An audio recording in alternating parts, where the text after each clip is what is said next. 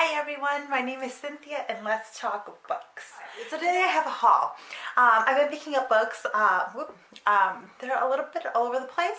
Some of them I bought at bookstores, others at used bookstores, others online. So I don't remember exactly where I got all of these. I have been accumulating these over a little while, and but this is probably my last book haul of the year.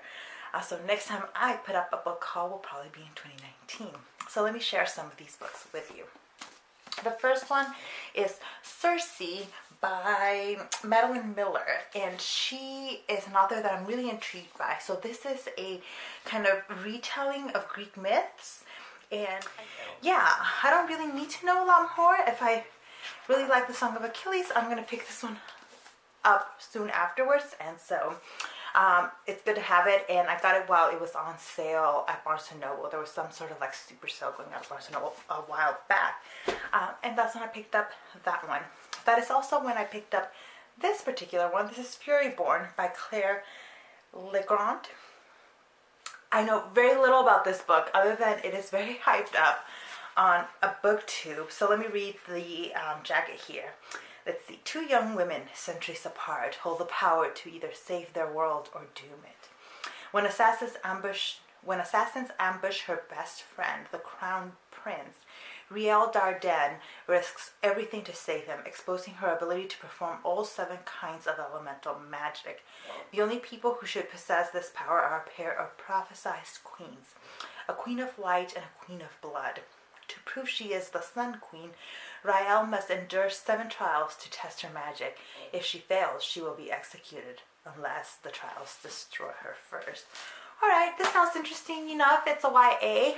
It actually sounds very similar to a series that I'm currently reading. So we'll see.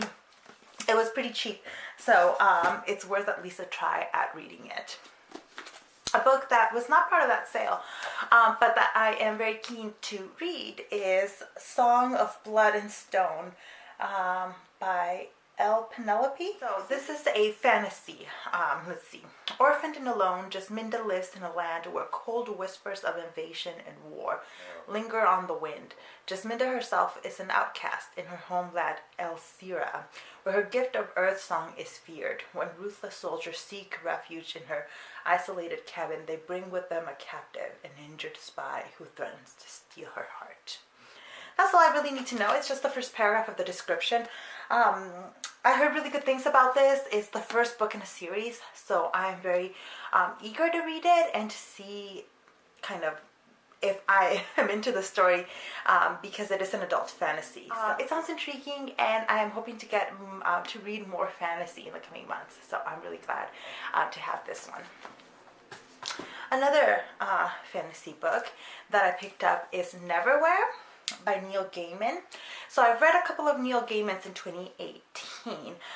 One I didn't like particularly. American Gods was not my favorite book of the year. But then I picked up The House at the End of the Lake, I think it's called, and that one was amazing. So I decided to give another Neil Gaiman a try. This edition of it, let's see, it has illustrations. You can see in the pages here. So it intrigued me, and I thought this would kind of add something to the reading experience, and I'm happy to have this, and I'm hoping to get to this in 2019. Next up is a book that I will feature again in a series that I'm thinking of putting up on my channel, dedicated to books chosen by my students or inspired reading by my students. So this is a book that a student read for one of my classes, and the way he wrote about this book really made me want to read it. And I'm not sure if I'm going to have the same reading experience as my student had, but it sounds intriguing. So this is Nausea by Jean-Paul Sartre. I have read Sartre in the past because I was a French major in college, but not in a really long time. I actually prefer reading Simone de Beauvoir, his partner. So I don't know. We'll see how this goes. That will actually, when I read it, will also be part of my Reading the French Classics series. Another book that would fit for that series would be Candide by Voltaire. This is a book that is very much like central to the Enlightenment. Like, it deals with a lot of the themes of the Enlightenment. I have read it in the past. It's been a little while, but if I ever teach my class on the Enlightenment again, I would like to use this book. There's a little bit in here about the Brisbane earthquake, and that was the earthquake that began kind of the modern science of studying natural disasters. And there's a bunch of other critiques in here about religion, faith, all these things in there. So I'm really looking forward to rereading this at some point.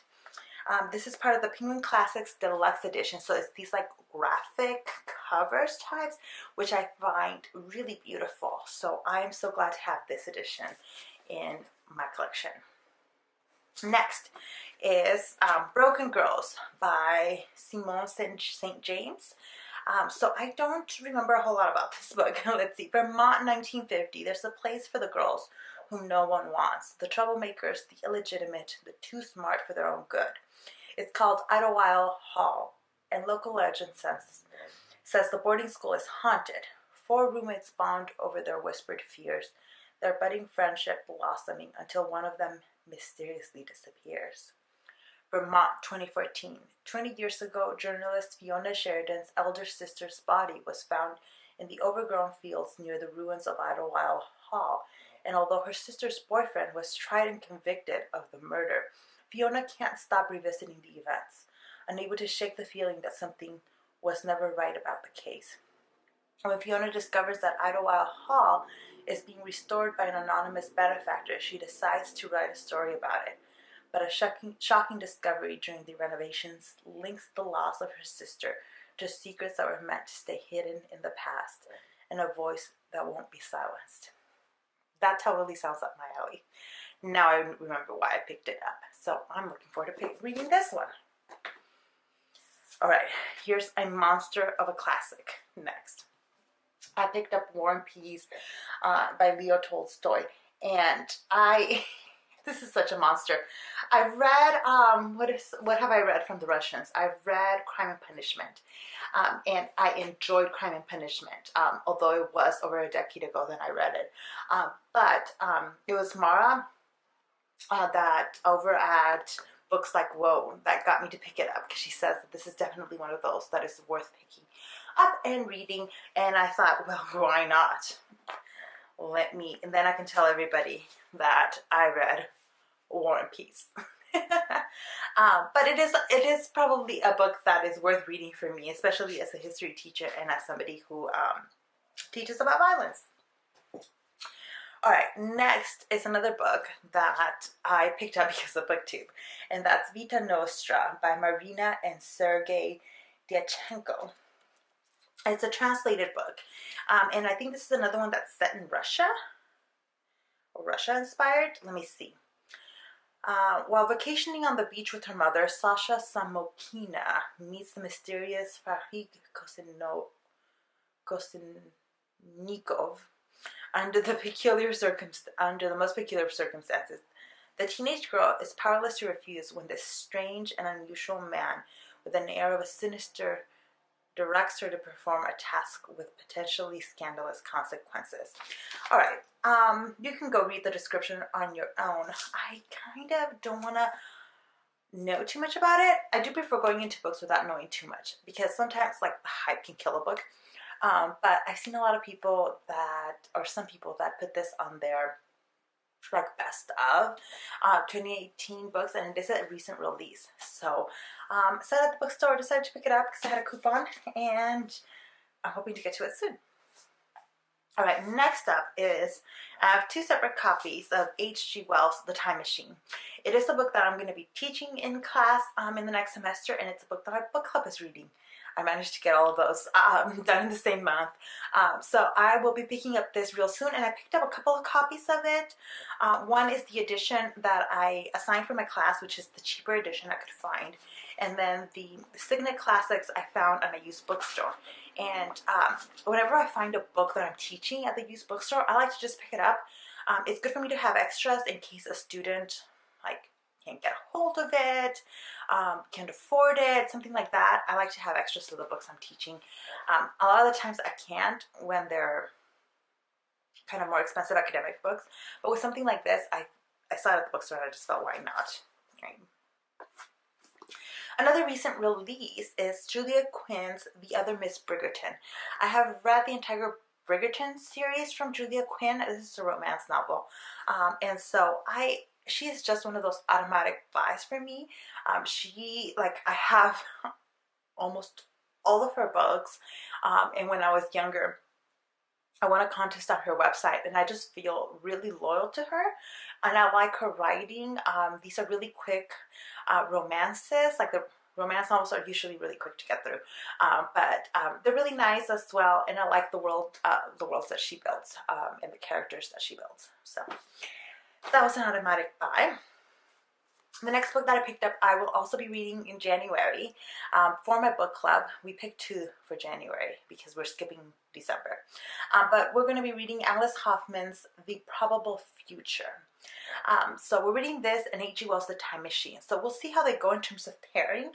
It wasn't necessarily an intentional pairing, but, well, there you go. I don't know that much about this particular book because this was suggested by another one of the ladies in my book club. So let's see. The women of the Sparrow family have lived in New England for generations. Each is born in the month of March, and at the age of 18, each develops an unusual gift. Eleanor can literally smell a lie. Her daughter Jenny can see people's dreams as they're dreaming them. Granddaughter Stella, nearly a teen, has just developed the ability to see how other people will die. Ironically, it is their gifts that have kept Eleanor and Jenny apart for the last 25 years. But as Stella struggles to cope with her disturbing clairvoyance, the unthinkable happens. One of her premonitions lands her father in jail, wrongly accused of homicide. The ordeal leads Stella to the grandmother she's never met and to Cake House, the Sparrow ancestral home, full of talismans and fraught with history. Now 3 generations of estranged Sparrow women must come together to turn Stella's potential to ruin into a potential to redeem. All right, that sounds intriguing, and I'm looking forward to talking about it and with my book club. So the last book that I picked up was also the used bookstore, and it is a really nice copy of Smoke and Bone by Laini Taylor, daughter of Smoke and Bone. So I hear that this is a paranormal adult romance series.